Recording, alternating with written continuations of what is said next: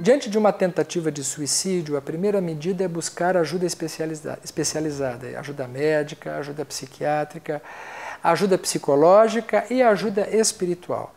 Porque o suicídio ele é um caso para a medicina. Sabemos que mais de 70% dos casos dos suicídios, eles se devem por conta também de transtornos mentais. Ou seja, se nós estudarmos mais de 70% dos suicidas, nós vamos encontrar na história dele um passado de sintomas de transtornos mentais. Significa que ele já padece de algum mal que deveria estar sendo tratado. Quando a pessoa chega ao ponto de tentar contra a própria vida, isso quer dizer que ela já vem em sofrimento.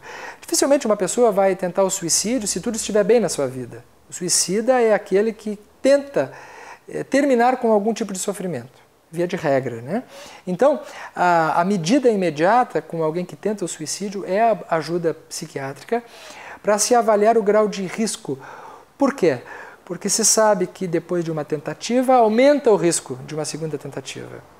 Tanto que quando uma pessoa fala sobre suicídio, na avaliação a gente pergunta se ela só pensou ou se ela já tentou alguma vez. Se ela já tentou alguma vez, o risco é maior. Significa que ela precisa passar por uma avaliação, porque provavelmente um tratamento médico, psicológico e espiritual deve estar sendo encaminhado.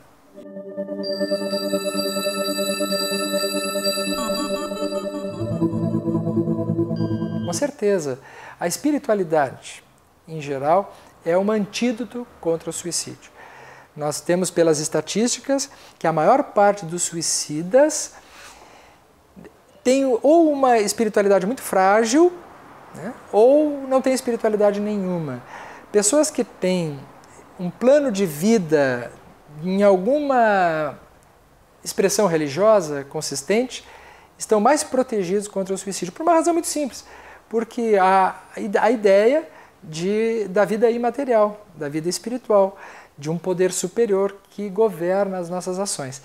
Então, mas particularmente a doutrina espírita, ela é um especial antídoto, porque ela mostra o que acontece logo depois.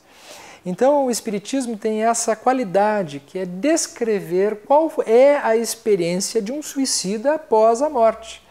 Porque são muitos os suicidas que retornam descrevendo o contexto das situações que passaram logo após o suicídio. Como, por exemplo, assistir à decomposição do próprio corpo, permanecer ligado ao corpo físico, quando queriam ter se desligado, sentindo as mesmas coisas que estavam sentindo, as mesmas angústias, as mesmas dores, muitas vezes agora então aumentadas por conta de que aquele sofrimento, ao continuar ele sem corpo físico, permanecendo no mesmo contexto, sem aquele corpo, as percepções são muito piores.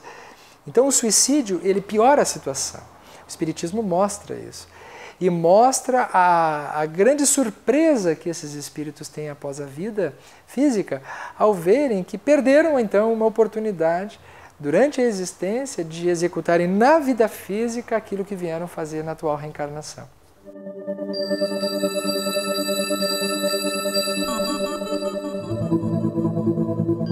Existe uma especial obra espírita que se chama Memórias de um Suicida, de Ivone Pereira. Esse livro é, sem sombra de dúvida, o principal livro espírita que toca na questão do suicídio. É um tratado contra o suicídio, porque ela descreve ali a experiência de um suicida que vai, no plano espiritual, revelar todas as suas dores, todas as suas dificuldades que ele teve após o suicídio. Dizemos que a pessoa que queira saber sobre o assunto e queira fazer uma prevenção a respeito do suicídio, leia Memórias de um Suicida, porque esse livro é a principal obra espírita que trata da questão do suicídio. Mas não podemos deixar de mencionar a coleção André Luiz.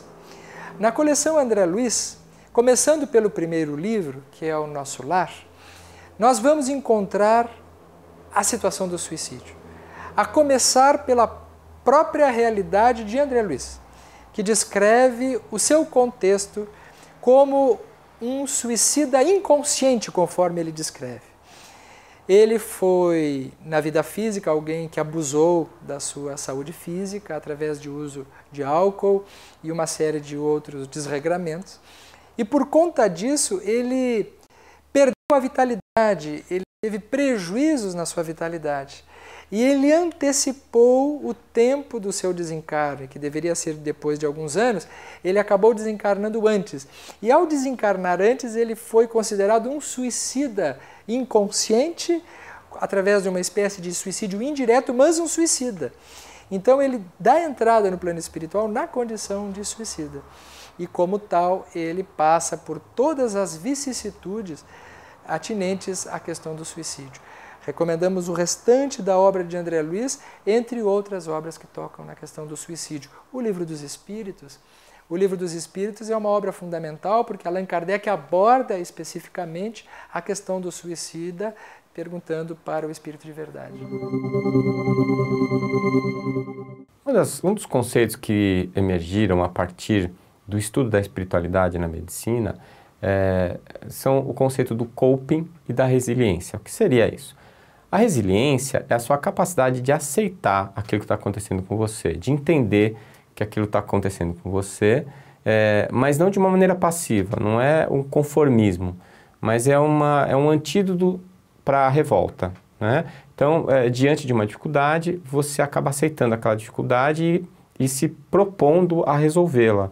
E aí, essa proposta de resolvê-la já é o coping. Então, o coping é uma palavra inglesa que não tem uma tradução específica para o português, mas significa capacidade de enfrentamento.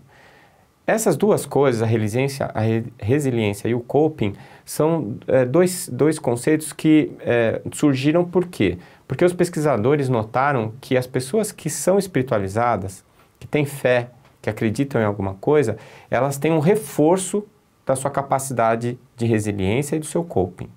Então, isso é fundamental, né? Agora, vamos fazer um pensamento hipotético. Você é uma pessoa materialista. Se você acha que o fim da sua vida, com a morte chega o fim da sua vida e o fim da sua existência como consciência. Se você acha que após a morte não existe nada, é apenas o fim, o nada. E você está vivendo uma vida de dificuldades, né? Então você tem dificuldades financeiras, você tem desilusões amorosas, você se sente infeliz. Você acorda de manhã e você pensa, puxa, mais um dia. Vou ter que viver mais um dia. Quando viver se torna uma dor, uma dificuldade, um esforço, não é? Qual é o motivo que você vai ter para continuar vivendo? Se você acha que a morte é o fim de tudo, então o seu raciocínio lógico leva você ao seguinte pensamento: para que eu vou viver se a minha vida é dor, se a minha vida é sofrimento? Então eu vou me matar, eu resolvo o problema. Se eu não vou ter mais vida, mas eu estou trocando, essa vida não me serve e eu prefiro a morte. Então é um raciocínio lógico. E isso serve para quem quer se matar e também serve para aqueles que apoiam a eutanásia ou o suicídio. Ou seja, por que a pessoa vai viver com dor? Por que a pessoa vai viver sofrendo? Se ela morre e isso tudo acaba. É para viver só se a vida for boa, né? Não está errado. O que está errado é o ponto de partida. Por quê? Porque existe vida após a morte. Porque a consciência não desaparece com a morte. O que morre é apenas o corpo biológico. E isso eu estou falando não porque eu sou espírita ou porque eu sou cristão, eu estou falando porque existem elementos científicos e evidências científicas suficientes para me dizer que a consciência continua existindo depois da morte biológica. Que a minha consciência não depende do meu cérebro, portanto não depende do meu corpo para existir. Ela depende do meu corpo para se manifestar, mas não para existir.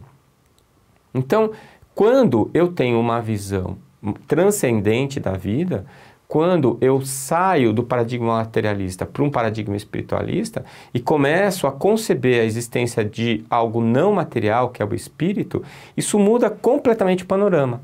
E aí eu começo a pensar assim: a minha vida está difícil, a minha vida está ruim, eu estou sofrendo, está difícil passar os dias, mas isso está me ensinando alguma coisa que eu vou usar lá na frente. Né? E que não adianta eu abreviar a minha vida, porque o meu corpo vai deixar de existir, mas a minha consciência não vai.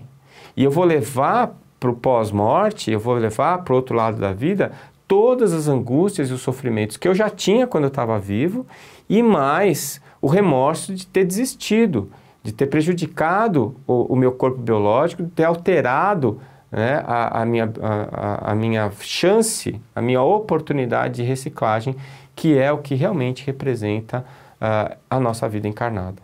Então vejam vocês como é uma chave que muda completamente a maneira de ver as coisas. O fato de eu acreditar ou não que existe vida após a morte. E a ciência já nos diz, existe vida após a morte. Por isso a nossa vontade de anunciar isso, para que as pessoas possam perceber como é um passo falso, um passo errado, extremamente prejudicial, o suicídio. Espero que você tenha gostado do programa de hoje. Nosso programa já chegou ao final, mas você pode continuar conosco através do e-mail. Escreva para nós, ciênciaeespiritualidade@tvmundomaior.com.br. Esperamos você na próxima semana.